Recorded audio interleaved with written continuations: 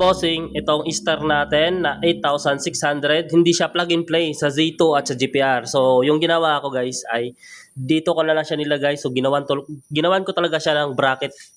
Tapos, ayan, winilding ko na lang dyan. Tapos, naglagay ako ng yung bolt dito sa stock. So, nilagay ko siya dito.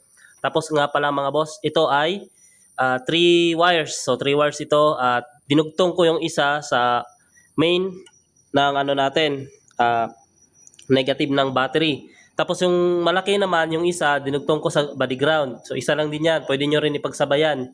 Then, itong itong positive niya, so nakakonect ito sa trigger. Yan, connecta yan dyan sa ating magneto. Yan, ito yung magbabato ng kuryente papuntang ignition coil natin.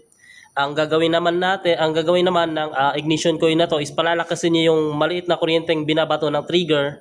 At yun yung papunta sa split fire natin hanggang doon sa iridium spark plug na 3 electrodes. Kaya mas malakas yung power niya. Then ito naman yung CDI natin na nagko-control ng power natin mga boss. Mas malakas at mas efficient ito at saka napaka-safe niyang gamitin mga bossing. So yun lang. Sana nasagot natin yung mga katanungan nyo.